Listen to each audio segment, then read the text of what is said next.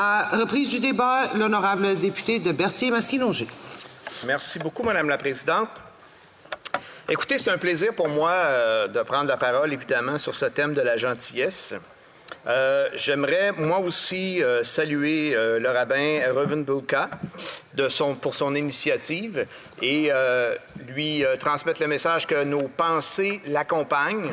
Et j'espère sincèrement que ce geste de solidarité exemplaire des membres de la Chambre lui apportera un peu de réconfort et lui donnera peut-être une petite lueur d'espoir pour le monde. Alors, de quoi on parle quand on parle de gentillesse? Écoutez, j'ai pris comme un certain compliment le fait que ma formation politique me demande d'intervenir parce que j'essaye généralement d'être gentil. Qu'est-ce que c'est être gentil? C'est poser des petits gestes. C'est être attentionné. C'est faire attention à l'autre. C'est offrir de porter le troisième sac de la personne qui est devant nous si on n'a rien dans les mains. C'est tenir la porte ouverte. C'est sourire. Ça a été un peu difficile dans la dernière année, sourire. Mais vous aurez sûrement tous remarqué, comme moi, que nos yeux aussi sourient. Non. Et à la blague, quand on prenait des photos, je disais maintenant aux gens, je dis, on plisse les yeux. Ça veut dire la même chose. Parce que quand on sourit, nos yeux parlent. Et le masque, bien sûr, il est très emmerdant, il nous coupe l'oxygène, il fait chaud, et ainsi de suite, mais il a l'avantage de mettre les yeux des gens en valeur. Donc, sourions. Et si ce n'est pas avec nos dents, bien, faisons-le avec nos yeux. Il existe déjà, Madame la Présidente, une journée de la gentillesse le 13 novembre, qui est reconnue, paraît-il, selon la lecture que j'ai faite hier soir, depuis 2014 au Québec, depuis 2017 au Canada. Ça passe un peu inaperçu. La psychologue Pascale Brion, de l'Université du Québec à Montréal, émet l'hypothèse qu'on a choisi le 13 novembre parce que c'est le début de la grisaille, le retour du froid, et la gentillesse met un baume sur le cœur des gens. La proposition d'aujourd'hui nous propose de faire de la 3e semaine de février la semaine de la gentillesse. Donc, quand elle sera adoptée, parce que je n'ai pas de doute que ça va être adopté, nous aurons une journée de la gentillesse à l'aube de l'hiver et une semaine de la gentillesse quand tout le monde est bien tanné de l'hiver. Ça va mettre beaucoup de chaleur dans nos cœurs. La gentillesse peut parfois être interprétée, particulièrement dans le monde politique dans lequel on vit, comme une faiblesse ou comme une faille. Mais il en est tout autrement. Une personne qui fait preuve de gentillesse fait preuve de sa grande intelligence émotionnelle. Je vais citer encore la psychologue Pascale Brion.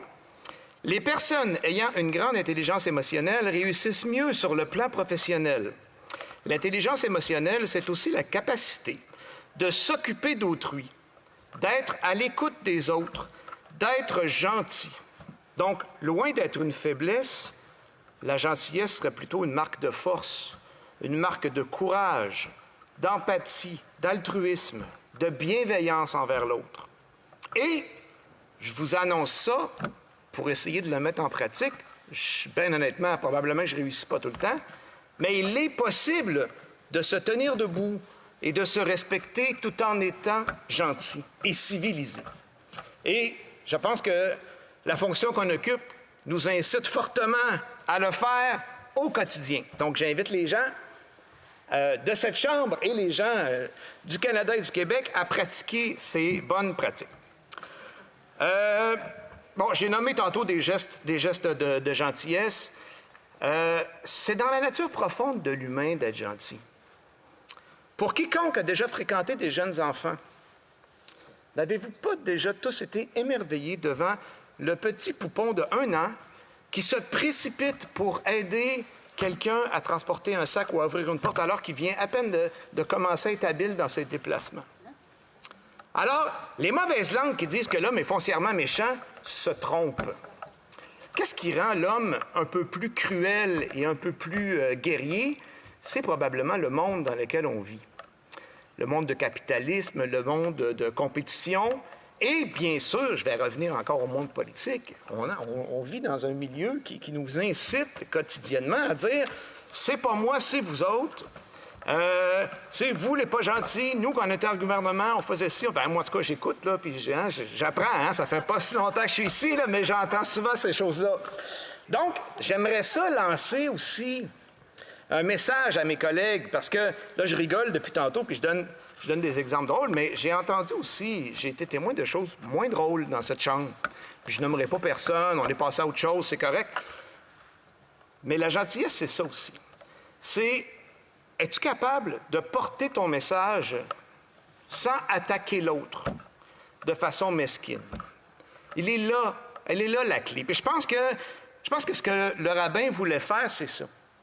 Nous inciter les gens à faire mieux, à devenir meilleurs. Puis ça, il n'y a pas de solution. On a perdu un grand Québécois récemment, M. Bouchard. Puis cet homme-là, honnêtement, je crois que c'est probablement l'homme le plus sage que j'ai jamais entendu parler. Je parle de sage au niveau de la sagesse. Et à chaque fois qu'il parlait, on sentait l'humilité de l'humain en développement, de l'humain en cheminement vers la meilleure version d'eux. Je nous invite tous à suivre ce chemin, à l'exemple, puis en suivant le message du rabbin qui nous a amenés à faire un tel débat. Et la gentillesse peut se transposer aussi au niveau politique. Je pense entre autres à la société particulièrement québécoise qui a développé un filet social qui est loin d'être parfait, qui pourrait être meilleur, mais qui est quand même exemplaire. C'est l'endroit en Amérique du Nord où les inégalités sociales sont les plus réduites, sont encore présentes, mais ils sont les plus réduites. Continuons aussi de cheminer vers ça. Et soyons vigilants sur ce qui est permis dans notre société, entre autres, au niveau des médias sociaux. Les gens, récemment, en tout cas, c'est pas tout le monde, et heureusement, mais beaucoup de personnes se croient octroyer la permission de dire ou de faire n'importe quoi parce qu'ils sont derrière un clavier. Mais ces paroles, l'intervenante précédente parlait de l'enseignement. J'ai été, moi aussi, enseignant pendant 25 ans. J'ai eu à intervenir dans des cas comme ça, ou de la cyber-intimidation, ou des cas graves se sont produits. Puis c'est quand la personne qui a commis l'acte réalise ce qu'elle a fait, qu'on marque des points puis qu'on progresse. Et je pense que le sens de cette proposition-là, c'est ça. Et j'ai une pensée particulière aujourd'hui pour tous ces élus municipaux qui nous ont récemment annoncé qu'ils renonçaient à leur carrière d'élus parce qu'ils étaient fatigués et vidés émotivement des insultes qu'ils ont reçues sur les réseaux sociaux. Donc, soyons vigilants.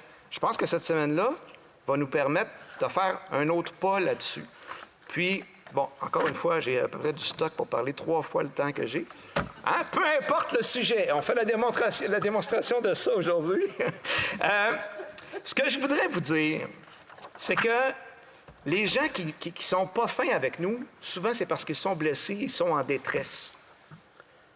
Si nous, on a la force d'être gentils, hein, si la méchanceté n'existait pas, il n'y aurait pas de mérite à être gentil. Si nous, on a la force d'être gentil, de recevoir l'autre, se respecter, je l'ai mentionné tantôt, mais recevoir la critique, le message, comprendre, parce que écouter, c'est pas nécessairement comprendre. Donc, recevoir le message et prendre le temps de le comprendre, l'autre personne va se sentir reçue. Et même si vous avez l'impression que vous n'avez pas reçu ce que vous avez donné, c'est pas grave.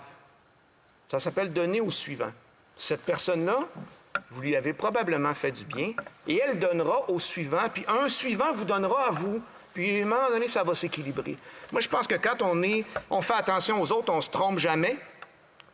Et j'invite le gouvernement à être gentil aussi dans les politiques qu'il vote présentement. S'occuper de ses aînés décemment, en augmentant les pensions de vieillesse. S'occuper de ces malades qui doivent aller sur l'assurance-emploi et qui n'ont droit qu'à 26 maigres semaines. Ces 50, ils ont payé toute leur vie. Tu sais, la gentillesse, on peut adopter des propositions comme ça qui sont générales, et c'est très bien, je suis très content qu'on adopte ça aujourd'hui. Mais pensons-y.